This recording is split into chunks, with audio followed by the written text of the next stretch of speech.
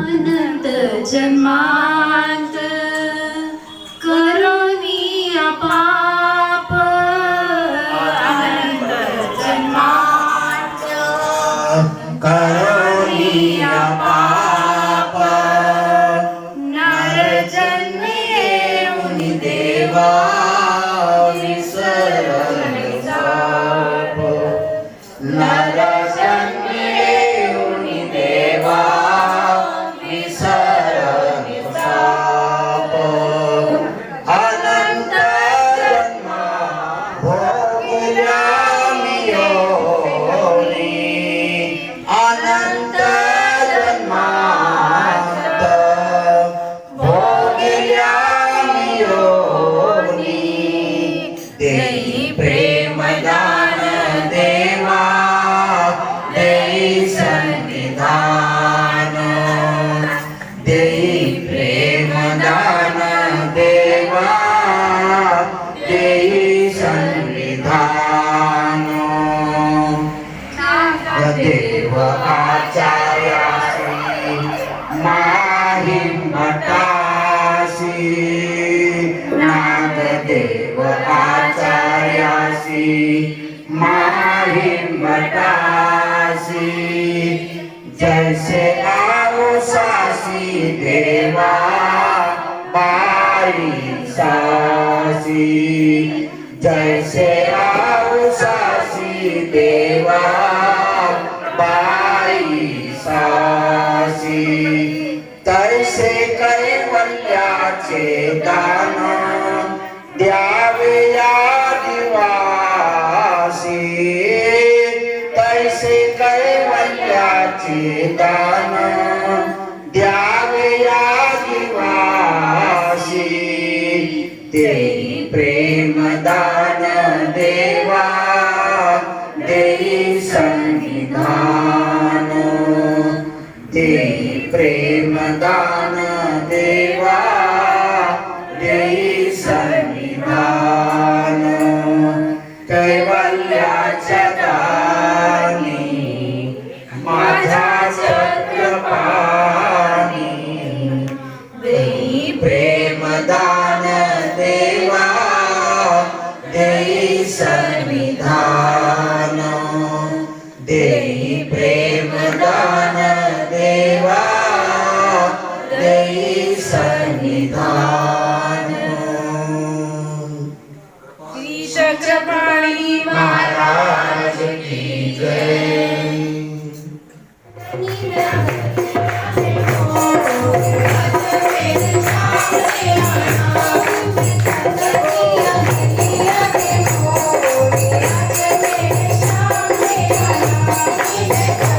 महाराज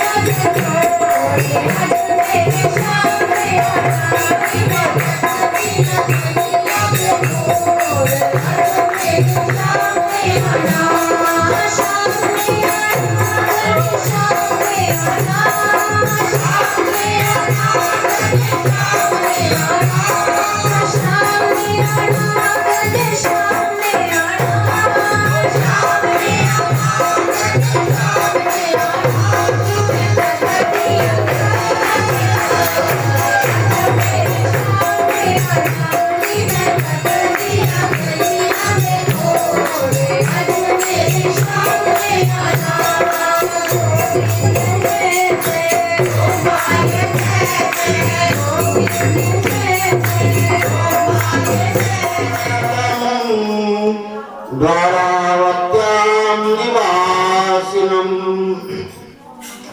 नौम्यहं चक्रपाणितं जनकाद्विजनन्दनम्। भगवान श्री चक्रपाणि प्रभु महाराज की जय। आज का दिन बड़ा आनंदमय दिन है। आज हमारे तीसरे अवतार भगवान श्री चक्रपाणी महाराज जी ने फलटन नगरी के अंदर अवतार लिया था। परमेश्वर का अवतार लेना बड़ा ही दुर्लभ होता है। जैसे हम लोग जन्म लेते हैं तो हम समझते हैं भगवान ने भी आज के दिन जन्म लिया, परंतु परमात्मा का जन्म लेना यानी अवतार लेना अलग चीज है। वो अवतार लेते हैं, इस दुनिया के अंदर आते हैं, अपनी मर्जी से आते हैं, किसी के कहने पर नहीं आते, किसी के बंधनों में नहीं आते। भगवान गीता में कहते हैं जन्म कर्म च मे दिव्यम एवं यो वेत्ति तत्वतः। अर्जुन, मेरा जन्म और मेरा कर्म जो होता है वो तत्व ज्ञानी जानने वाला ही जानता है, हर आदमी नहीं जानता। वो समझता है कि जैसे भगवान हमने जन्म लिया, भगवान ने जन्म लिया। भगवान कहते तुम्हारे जन्म लेने में और मेरे जन्म लेने में बहुत अंतर है। तुम कर्म के बंधनों में लेते हो, हम लोग जो जन्म लेते हैं कर्म के बंधनों में लेते हैं। हमने जैसे जैसे कर्म किए हुए हैं उसके अनुसार आज हमें जन्म लेना पड़ रहा है और आगे भी पड़ेगा। ऐसे परमेश्वर तो नहीं है। परमेश्वर अपनी मर्जी से अवतार लेते हैं और अपनी मर्जी से ही अवतार कार्य को छोड़ सकते हैं। तो भगवान श्री चक्रपाणी महाराज जी ने फलटन नगरी के अंदर जनकाईसा माता और पिता जनकदेव के गर्भ से अवतार लिया। फलटन नगरी बड़ी ही पवित्र नगरी है। वहां पर मुख्य तौर पर 5 स्थान जो है मतों के माने जाते हैं। एक अमासा है, एक बाबासा है, एक रंगशीला, एक आता है अपना गांव की रंगूबाई और एक आता है मल्टन की नगरी। इन स्थानों की लीला अलग अलग है। ऐसे कहा जाता है कि भगवान श्री चक्रपाणी महाराज जी 37 साल तक फलटन में रहे। 37 साल तक राज्य भगवान ने फलटन में किया। उस दौरान भगवान ने क्या काम किया? उस दौरान भगवान ने यही काम किया कि जो जीव दुखी थे, कष्टी थे, जिनको कोई दुख था, कष्ट था, जिनको कुछ पुत्र प्राप्ति नहीं होती थी या किसी के घर के अंदर कोई लड़ाई झगड़े होते थे, भगवान के चरणों में जब वो जाते थे तो भगवान सारे वो मिटा देते थे। और ये कार्य भगवान ने किया बाबा साहेब मंदिर के अंदर जो बाहर का स्थान है उसके ऊपर बैठकर। उसके अंदर का जो स्थान है बाबा साहेब मंदिर के अंदर का, वहां पर भगवान निद्रा किया करते थे, वो निद्रा स्थान है। और अंदर की जो जगह है वो सारी पवित्र है, वहां पर हम जा नहीं सकते। वहां पर केवल वहां के जो पुजारी होते हैं वही जा सकते, हम नहीं जा सकते। यदि हम जाते हैं तो हमें विधि की बजाय अविधि लगेगा, पुण्य की बजाय पाप लगेगा। जब जहां पर मना किया आपने बार बार वहां पर नहीं जाना चाहिए। पर इसके उलट में जो डोमे ग्राम है, डोमे ग्राम में 3 मठ है। कौन से 3 मठ है? राजमठ, उच्च मठ, प्रसन्न मठ। उसके अंदर जो उच्च मठ है यानी उच्च यानी ऊंचा, मराठी में उच्च बोलते हैं, जो ऊंचा होता है उसको उच्च बोलते हैं। तो जो ऊंचा था यानी राजमठ से वो ऊंचा था, इसलिए उसका नाम उच्च मठ है। और वो जो मठ था उसको सारा ही पवित्र था, वहां का एक एक कण पवित्र था। क्योंकि भगवान श्री चक्रधर स्वामी जी जो दोपहर को जब भोजन करते थे, भोजन करने के बाद भगवान 7 कदम चला करते थे, यानी उस सारी जगह जो है वो पवित्र है। परंतु हम लोग वहां पर फिर भी जाते हैं, हम लोग आपको ले जाते हैं, हम भी कहते हैं भी नमस्कार करो। कारण विधि में अविधि में विधि देखना है, धर्म में अधर्म। अधर्म में धर्म। हम लोग कभी कभी जाने वाले होते हैं, सालों बाद, 2 साल बाद, 10 साल बाद कभी योग आता है, और हम जाकर भी वहां पर नमस्कार ना करें तो हमारा मन जो होता है वो थोड़ा, मन के अंदर कोई संतुष्टता नहीं आती। तो इसलिए वहां पर नमस्कार करवाया जाता है। और आज इस वक्त जो उसकी अवस्था है वो बिल्कुल ही बदल गई है। अब तो उन्होंने पूरा इत्तला कर दिया है। अब वो बंधन वाला काम नहीं रहा। जब हम कहते थे कि राजमठ से उच्चमठ में जाना है तो आप लोगों ने अब यहाँ पर बार बार नहीं आना है, अब वो बातें खत्म हो गई। उन्होंने सारा ही वो इकट्ठा ही कर दिया, प्रसन्न मठ भी, उच्चमठ भी और राजमठ।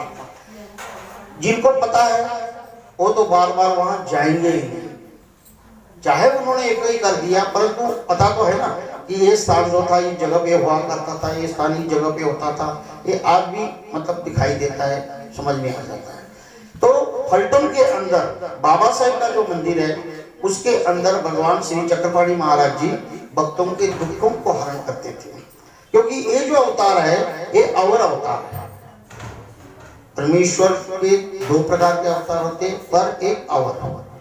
पर यानी जो ईश्वर संबंधित उच्च मतलब देव उसको फलों को देने वाले, पर वस्तुएं देने वाले वो पर अवतार।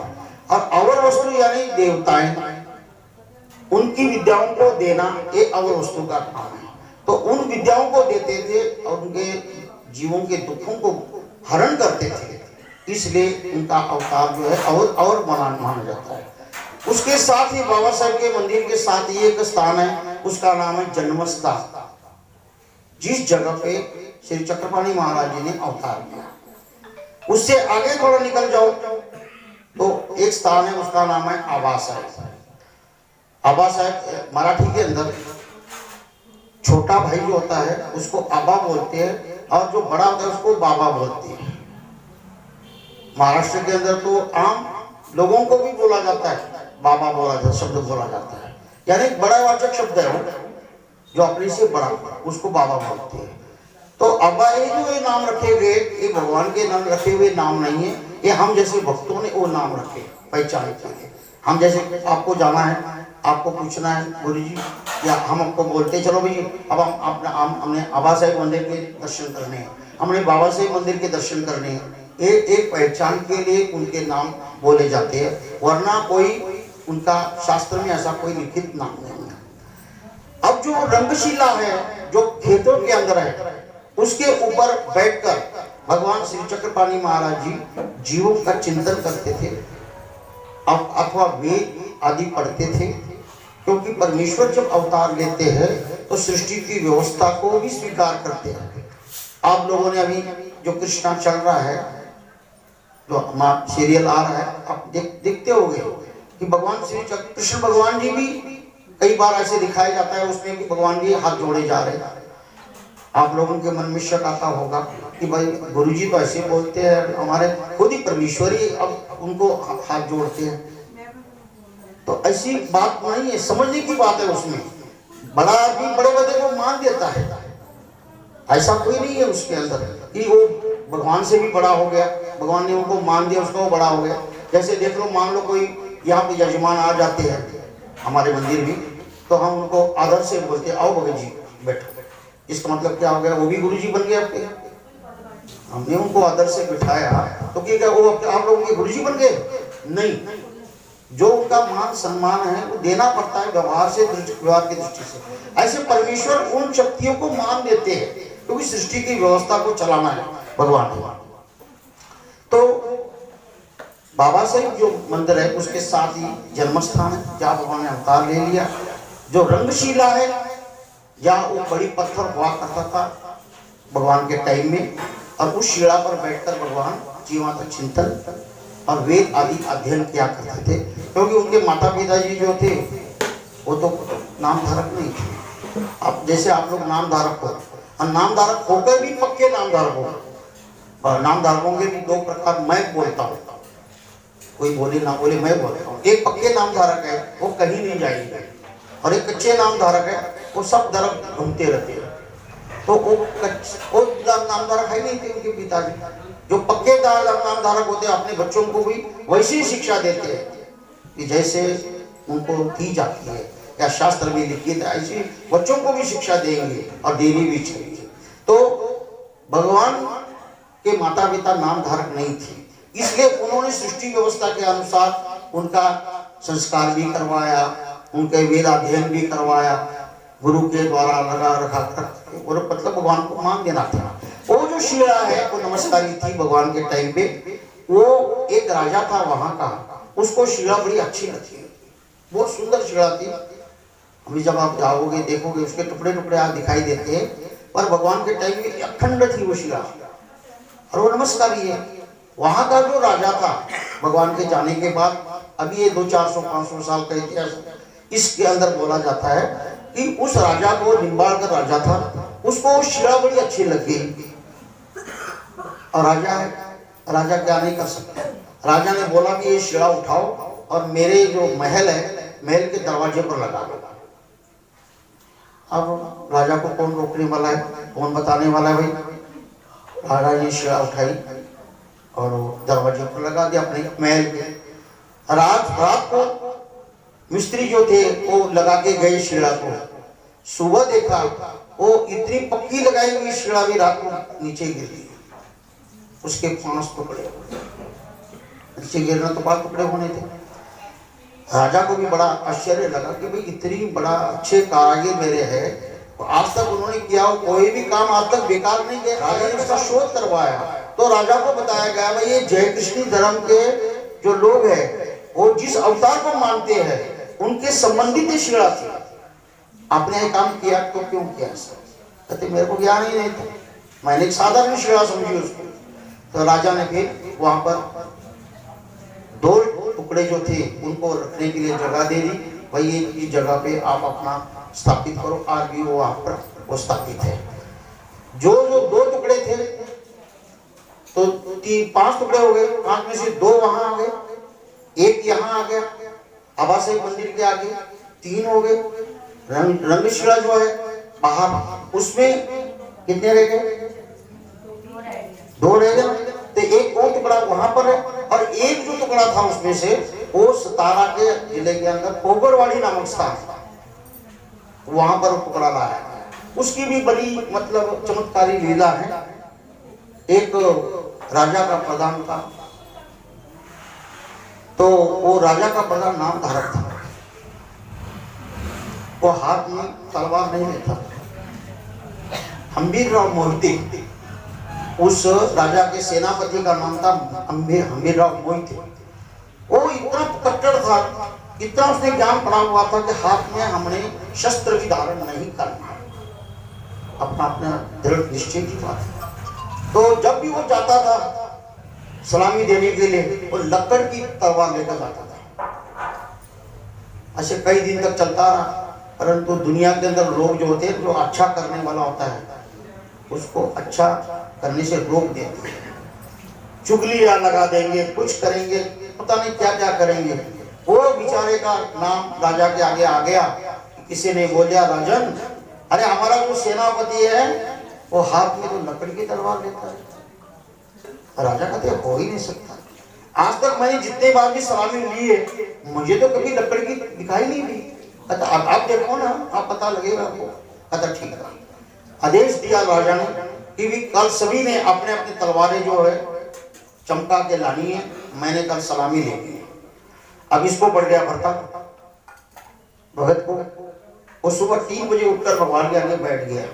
कहता महाराज मैं तो कोई डरता नहीं नौकरी से, नौकरी से मैं नहीं डरने वाला, मुझे तू देने वाला है, कैसे कहीं से भी देगा, पर मैं लकड़ी की तलवार लेकर जाऊंगा, मैं लोहे की तलवार नहीं लूंगा, मुझे कोई मतलब नहीं इस बात से। आवाज आती है उसको, बेटा तू डरना नहीं, मैं तेरे पीछे हूं।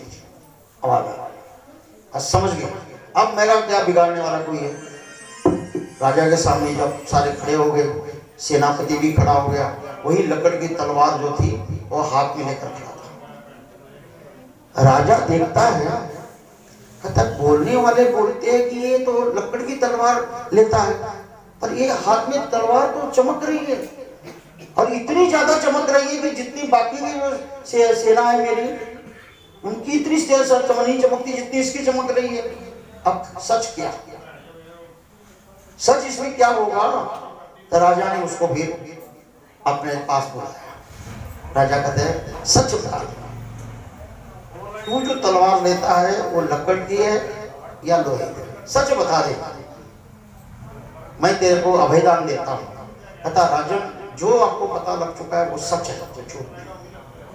आपको देखना है तो अभी मैं दिखा देता हूँ। तलवार निकाली, राजा को दिखाई, सचमुच वो लकड़ की थी। कहता ये कैसे हो सकता है? तेरी तलवार लकड़ की और वहां चमक कैसे रही थी? कहता ये चमत्कार मेरे प्रभु का है, मेरे स्वामी का है, जिसके ऊपर मैं निष्ठा रखता हूँ। और कौन से धर्म का तुमने नाम लिया हुआ है? राजा ने पूछा। कहता मैं जय कृष्ण धर्म का अनुयायी हूँ। चल तू ऐसे कर, तेरे गुरु जी के पास मुझे भी ले चल। ऐसे तुम्हारा धर्म है? इतना चमत्कार कि लकड़ी के अंदर जो नजर आ जाए लोहा, एक क्या बात क्या है? राजा ने ये नामदान ले लिया और उसको फिर भगवान ने सूचित करवाया उस सेनापति को कि एक शिला जो है वो वहां पड़ी हुई है पलटन के अंदर, वो शिला तू सिर पर उठाकर लेकर आ और यहाँ स्थापित कर दे। राजा ने वहां पर उसको जगह दे दी। मंदिर था पहला देवी देवता का बना हुआ। कहता तू अपने धर्म के हिसाब से इस मंदिर में स्थापित कर दे। आज भी वो शिला वहां स्थापित है। अब बात आती है फलटन की। फलटन के अंदर एक मल्टन करके गांव है, नदी के पार एक जगह बाण गंगा नदी वहां पर बहती है। उस गंगा का नाम है, छोटी सी नदी है, बाण गंगा बोलते उसको। तो उस नदी के पार एक तालाब है जहां पर हमारे श्री चक्रपाणी महाराज जी अपने जब खेतों में धान निकलता था ना, तो वहां पर वो मतलब उसको ये करा करते थे, धान का नौकरों के साथ भगवान देख रेख करते थे। उसके साथ एक मंदिर है, वहां पर एक बड़ा सा ओटा है, बहुत बड़ा ओटा है, आप लोगों ने चाहे देखा हो। तो वो ओटा जो है, उस ओटे पर भगवान श्री चक्रपाणी महाराज जी ने अपने हाथों से ब्राह्मणों को भोजन दिया था। जब उनके पिताजी पूरे हुए थे तो उसका भोजन जैसे श्राद्ध डालते लोग, आपको गुरु जी कैसी उल्टी बातें करी जा रहे, हम लोगों को सिखाते कि श्राद्ध नहीं डालना, और चक्रपाणी बाबा जी ने तो खुद श्राद्ध डाले। वो परमेश्वर है, वो परमेश्वर है, हम जीव है, ये बहुत बड़ा अंतर है। वो जो कर सकते हैं वो जीव ने भलाई के लिए करेंगे, हम नहीं कर सकते। हम केवल एक श्रद्धा के भाव के अंदर रख करके करेंगे कि एक हम श्राद्ध डालेंगे तो वो जीव को मिलेगा, हमारा भाव यही होता है। अब मिलता कि नहीं मिलता वो करने वाला जाने और खाने वाला जाने, वो तो अलग बात है। परंतु चक्कर वो ये है कि परमेश्वर जो कार्य करता है वो अनुपम लीला होती है। भगवान गीता में भी कहते हैं, अर्जुन मेरी जो लीला होती है कैसी होती है? दिव्य होती है, दुनिया से अलग होती है। वो देखने वाले को लगता है कि भगवान हमारे जैसे चल रहे, हमारे जैसे उठ रहे, हमारे जैसे दौड़ रहे, और उनका दौड़ना, उनका बैठना, उनका उठना, उनका हर कार्य करना अलग है। तो उसके साथ वहां पर जो बड़ा ओटा था, उस ओटे पर भगवान श्री चक्रपाणी महाराज जी ने ब्राह्मणों को भोजन दिया, इसलिए वो जगह नमस्कारी है। वो जो मंदिर है उसके बैक साइड में पीछे शिवलिंग है, और उसके आगे हमारा ओटा है, वो जो ओटा है। तो हम लोग जाते हैं वहाँ पर, अपना स्थान नमस्कार कर लेते हैं। अन्य धर्म के भी लोग आते हैं, अपने अपना शिव जी की भक्ति करते हैं।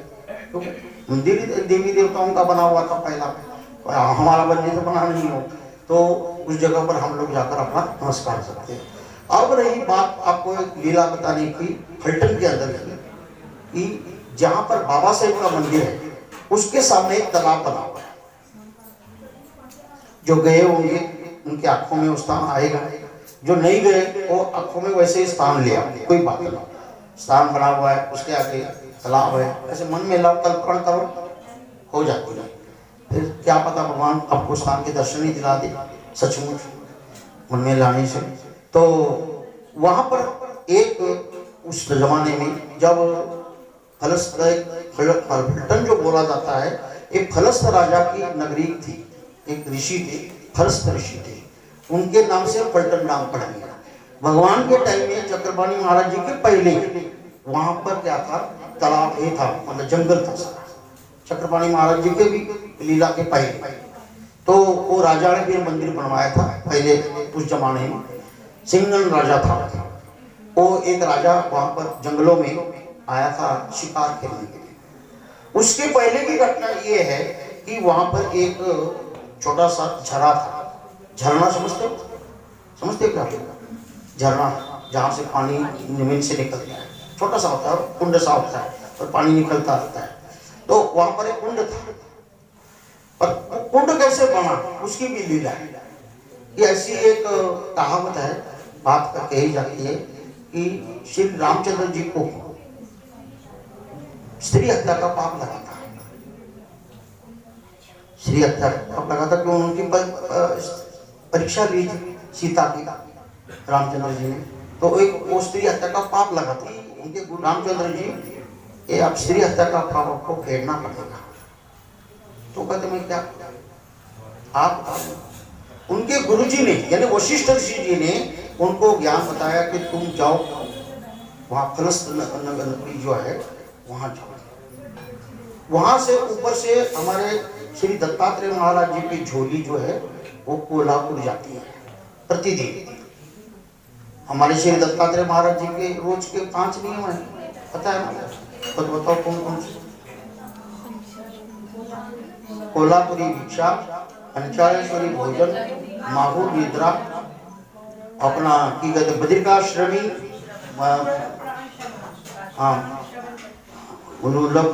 पुराण श्रवण, हाँ, और काशी स्नान करके। ये 5 नियम है भगवान के। तो जो भगवान की जो झोली थी वो उस मार्ग से जाया करती थी श्री दत्तात्रेय महाराज जी। तो श्री रामचंद्र जी को बोला गया कि वहां जाकर तुम खड़े हो जाओ, भगवान झोली लेकर उससे जाते हैं, तुम उनको आह्वानित करना, वो आ जाएंगे। श्री रामचंद्र जी भी आए देवता के अवतार, पर वो अवतार है भैरवों में से। ये बड़ा डूंगा ज्ञान है। भैरव भी 8 है। जितना डूंगाई में जाओगे उतने मुश्किल होता जाएगा, पर बताना तो पड़ेगा, तभी आप लोगों को ज्ञान होगा। जैसे अन्यवावृत्ति प्रकरण के अंदर 9 स्थान बताए हुए हैं, ठीक है? कर्मभूमि, अष्टोजनी, अंतराल, स्वर्ग, कैलाश वैकुंठ, क्षीराब्ध, हाँ जी, आगे भैरव, विश्व, माया, परमेश्वर। उसमें जो भैरव स्थान है 8वां, उस भैरव स्थान के 8 देवता हैं। वो इतने अहंकारी है, इतने शक्तिशाली है वो 8। और यदि 8 एक जगह आ जाए ना तो सृष्टि का नाश कर सकते हैं। इतने शक्तिशाली और अहंकारी भी है, पर वो एक जगह आते हैं। जैसे हम एक दूसरे को बोलते तू क्या है मेरे सामने, वो कहते तू क्या है मेरे सामने, तू क्या है मेरे सामने। आप एक दूसरे को ऐसे ही बोलते हो, तू क्या है, तेरे को मैं क्या समझता हूँ। वो आते ही अहंकारी जो है, बड़े अहंकार होता है संसार के अंदर, मैं बड़ा हूँ, वो कहते मैं बड़ा हूँ। भगवान कहते ये तो एक जगह आते ही आएंगे ही नहीं। यदि आ गए बाई चांस समझौता हो ही गया तो फिर वो भगवान की आज्ञा लेकर के नाश भी कर सकते हैं। उन 8 भैरवों में से जो विष्णु का अवतार है उसमें एक राणी, विकराली, उमापति, पशुपति, सदाशिव, ब्रह्मा, विष्णु, महेश, उसमें भी 8 भैरव है। उसमें जो विष्णु का अवतार है ये राम। तो श्री रामचंद्र जी ने जब पुकारा उनको, भगवान जी नीचे आ गए। कहते बोल क्या बात है? कहते ये ऐसे ऐसे मुझे स्त्री हत्या आप लगा हुआ है, तो मेरा आप इसको खत्म करो। भगवान दत्तात्रेय बाबा जी कहते जो भगवान ने इसको बोला था, इसको बोला था भगवान ने बात है सहस्त्रार्जुन को भगवान ने बोला था, जब उसके पापों का क्षरण करना था तो भगवान ने क्या बोला था कि मुझे सब तीर्थों का जल बोला था। आता दत्तात्रेय चालीसा में यही बात यहाँ पर श्री दत्तात्रेय महाराज ने की रामचंद्र जी को कि मुझे सब तीर्थों का जल ला कर दो, मैं अभी करा देता हूँ। वो कहता है, रामचंद्र जी बोले महाराज जहां आपके चरण लगे हैं वहीं सब तीर्थ है, मेरे को और तीर्थों पर जाने की कोई आवश्यकता नहीं है, मैं आपके चरणों को जहां लगे वो तीर्थ समझता हूँ। श्री रामचंद्र जी, श्री दत्तात्रेय महाराज जी ने बोला यहाँ पर बाण मारा, बाण मारा, जमीन से पानी निकला, और जो जमीन से पानी निकला वहां पर एक कुंड बन गया। अब भगवान के चरण जहां लग जाते हैं वो तीर्थ बन जाता है, उसमें समर्थ आ जाता है। आज भी वहां का जो जल है, यदि आप वो जल वहां से आप लेकर आते हो और अपने घर में रखते हो ना, उसमें कभी कीड़ा नहीं पड़ेगा, कभी जाला नहीं पड़ेगा। आप आजमा के देख लो, हम तो ज्ञान की बात बोल रहे हैं, आप आजमा के देखो। और वो जल इतना शक्तिशाली है कि यदि आपको कोई भी बीमारी है वहां पर आप प्रतिदिन उसको लगाते हो, जैसे डॉक्टर दवाई बोलता है, मलम बोलता है, उसको हम कैसे लगाते हैं कि डॉक्टर ने बोला है, तो आप भगवान को डॉक्टर से बोलो, समझो, और आप भी वो चरणामृत लगाना शुरू कर दो, फिर आपको पता चलेगा वो चरणामृत में क्या है। करेगा तो पाएंगे। ऐसा थोड़ा एक दिन पाया तो 4 दिन नहीं लगाया, ऐसा नहीं चलता काम। जैसे दवाई भी प्रतिदिन खानी पड़ती है, मलम लगातार लगाना पड़ता है, वैसे वो भी करना पड़ेगा, तेल का मालिश लगातार करना पड़ेगा।